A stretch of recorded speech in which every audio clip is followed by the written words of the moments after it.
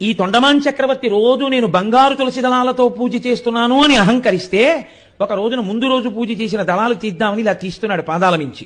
బంకమట్టి దళాలు కనబడ్డాయి. ఆయన తెల్లబోయి నేను బంగారు దళాలతో పూజ చేస్తాను, బంకమట్టి దళాలు ఎవరు పూజ చేస్తాడు అని ఆ రోజుల్లో మాట్లాడారు స్వామి. వెంకటరమణుని అడిగారు. అడిగితే ఆయన అన్నారు, బంగారు దళాలతో నేనే పూజ చేస్తానని నీకు అహంకారం, అందుకే నాకు పరమ అసహ్యం. అహంకారంతో ఇచ్చినది ఏది నేను పుచ్చుకోను.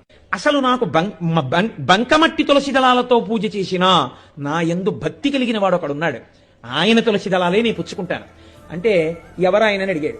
నువ్వు ఇదిగో రాజ్యానికి కాంచీపురం వైపుకి వెడితే అక్కడున్నాడు భీముడు అనబడేటటువంటి కుమ్మరివాడు.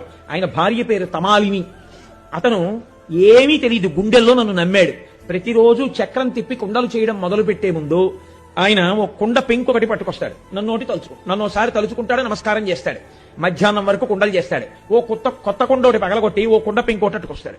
తను తినే సంకటి మజ్జిగ అన్నమో అటువంటిది ఏది ఉందో ఆ ముద్ద ఒకటి అందులో పెడతాడు. వెంకటరమణ తినండి. అతని భక్తికి నేను రోజు అక్కడే తింటుంటానన్నాం. వెళ్ళి అతన్ని చూసి దానికి భక్తి అంటే ఏమిటో తెలుస్తుందన్నాడు.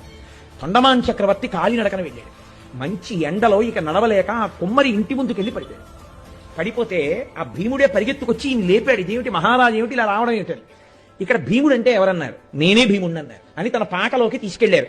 తన భార్య తమాలిని చూపించారు. నీ భక్తికి వెంకటరమణుడు పొంగిపోయాడు. నువ్వు పెట్టిన అన్నం తింటున్నట్ట, అసలు ఆనంద నిలయంలో ఆయన నైవేద్యమే తింటలేదు. ఏమయ్యా నీ భక్తి అన్నారు. అంటే అతను అన్నాడు, నా భక్తి ఏంటి, నాకు తెలిసిన్నది ఒక్కటే, నేనంటూ ఉన్నా, నా భార్య ఉన్నా, ఈ ప్రపంచం ఉన్నా, నేను ఏదైనా చేసినా అన్నీ చేయిస్తున్నవాడు ఆయన తప్ప, ఆయన అనుగ్రహం లేకుండా ఏదీ జరగదు అని నమ్మి ఉంటానంతే తప్ప నాకు ఇంకేం తెలియదు. గోవిందా అంటాను, ఆ మట్టి దళాలు తీసుకెళ్లి ఆయన పాదాల మీద పెడతాను. ఈలోగా వెంకటేశ్వర స్వామి వారు గరుడ వాహనం మీద ఉభయనాంచారులతో కలిసి ఆ పాకలో దిగారు. దిగి తను కట్టుకున్న పట్టుబట్ట తీసి బహూకరించారు భీముడికి. అమ్మవార్లిద్దరూ తమ మెళ్ళో ఉన్న నగలు తీసి వాళ్ళకి ఆ తమాలినికి వేశారు. గరుడ వాహనం మీద ఎక్కించి భీముణ్ణి భార్యా సహితంగా వైకుంఠానికి తీసుకెళ్లారు.